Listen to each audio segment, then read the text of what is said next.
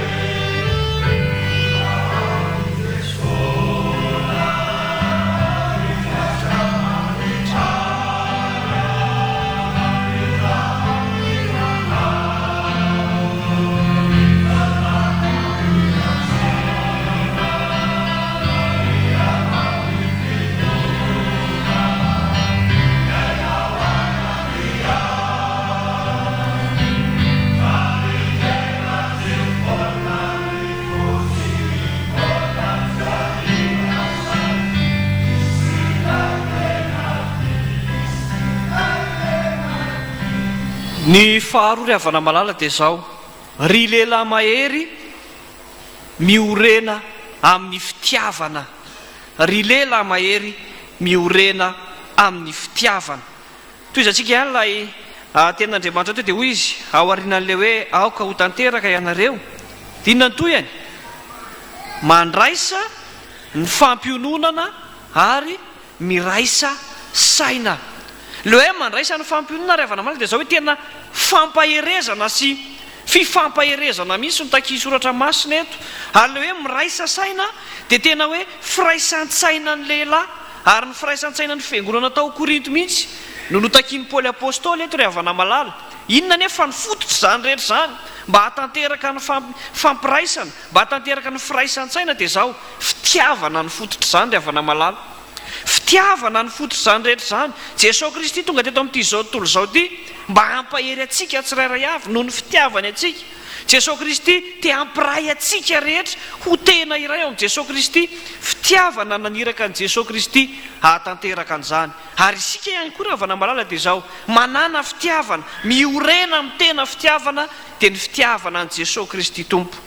Ry lehilahy mahery fetin'ireny androany dia hoy ny soratra masina hoe lehilahy tiava vadinao fa tsy ny vadin'olona na ny zanak'olona.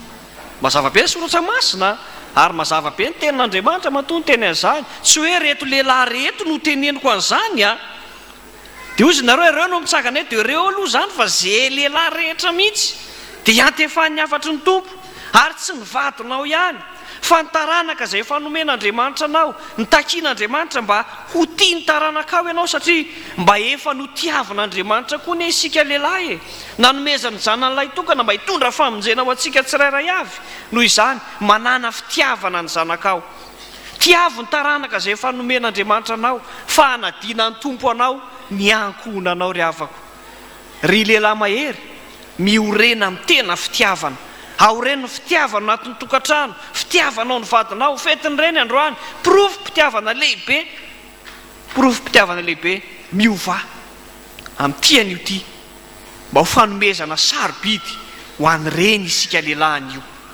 Mba tena ho lehilahy kristianina mahatoky an'Andriamanitra, miaina amin'ny fitiavana, mivelona amin'ny fitiavana ary mampanjaka ny fifankatiavana mihitsy azy, na eo amin'ny fiarahamonina, na eo amin'ny mpiarabelona, na ao anatin'ny ankonana indrindra fa eo amin'ny taranaka izay efa nomen'Andriamanitra antsika. Noho izany mifankatiava, noho izany tiavo ny zanantsika. Hira roa avy hatrany ry havana no iarahantsika amin'reto sampinala kristianina reto mitondra lohateny hoe mifankatiava sy ny hoe zanaka tiana.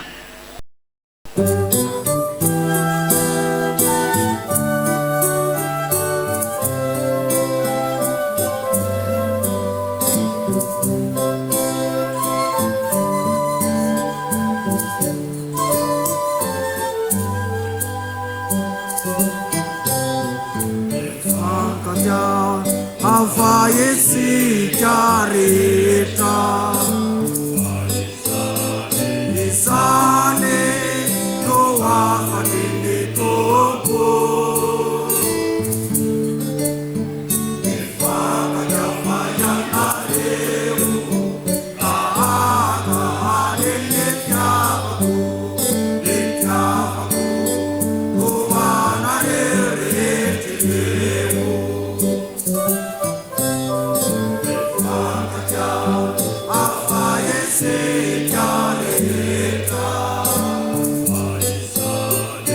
Isane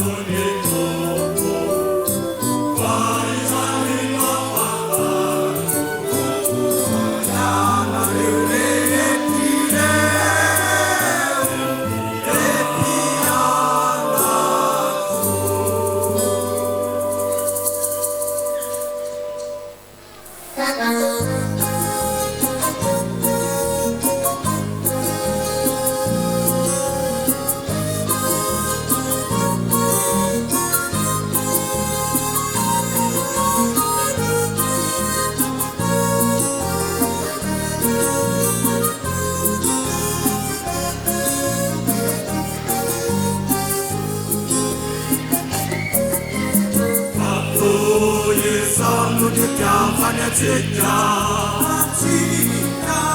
manota sy meloka sady mapitra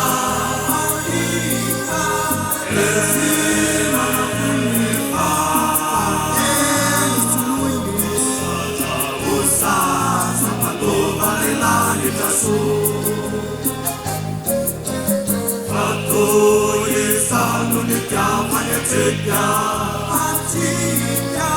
quando da semeno passati ma dentro e si vanno fuori qua usa quando vale l'anima su ma facendo la maizi e tornando zecchia mamera da sati masapa semarina e semati masuta tanani sesekari nasete yarate zecchia papacendo la maizi e tornona la zecchia mamera da sati masapa semarina e semati masuta tanani sesekari nasete yarate zecchia Sano ni chiamane zecchia allora si vedo passati ma dentro e si vanno fuori ma usa quando vale l'anima su usa quando vale l'anima su usa quando vale l'anima su usa quando vale l'anima su usa quando vale l'anima su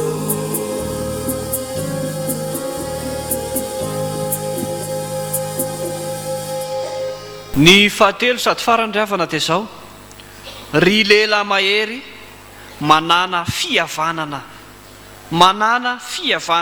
dia hoy izy eo amin'ny farany amin'ny tapany faharoa manao hoe mihavana ary izany fampihavanana izany ry havana malala raha mijery ny epistiliny Paoly rehetra isika dia mifantoka sy mifototra amin'ny fampihavanana avokoa ary ny fampihavanana resahana eto dia zao ny fampihavanana ny olona amin'Andriamanitra ary ny fampihavanana ny olona samy olona ary zany ry havana malala nahatonga an'i Jesosy Kristy teto amin'izao tontolo izao mba hampihavana antsika azy amin'Andriamanitra izy hampihavana ny olona samy olona izy ary ny tanjon'ny fampihavanana dia zao mba hahatonga antsika rehetra ho tafiditra ao amin'ny fiainana mandrakizay dia ao amin'ny lapany ray zany ry lehilahy mahery mba teo ao amin'izany lapany ray zany ve ianao raha teo any amin'ny lapany ray ianao dia zao aza variana eto amin'ity zao tontolo izao ity aza variana amin'ity tanàna mety loha ity aza variana amin'ity tanàna efa miasimba ity fa manantena ilay tanàna vaovao izay ampanantenan'Andriamanitra anao ahafahanao manana fiombonana sy fihavanana amin'Andriamanitra tao amin'ny ankohonanao ho any amin'izany tanàna vaovao zany dia ilay fiainana mandrakizay tao amin'ny fianakavianao ny fiarahamonina misy anao mba tena ahatanteraka n'izany fampihavanana izany ao amin'ny lapan'Andriamanitra ray fa hoy tokoa ilay hira teo hoe zaza mpandova lanitra soa andeha ry havana malalintsika miombona amin'reto sampanala kristianina reto miombona amin'ilay hira manao hoe tanàna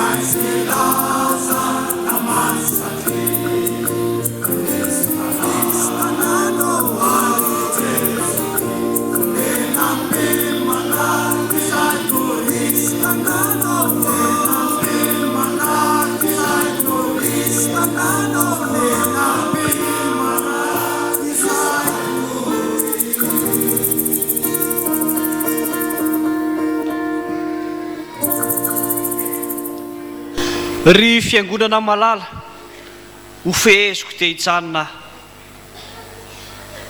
miorena amin'ny fitiavana mieza ho tonga lafatra ary manana fihavanana ny fanontaniana riavana tezao mahazo antoka ny fiainana mandrakizay venao ho an'Andriamanitra ny voninahitra amen. Andao iombona amin'ireto sampanalala kristiany reto sika amin'ny hira manao hoe azo antoka.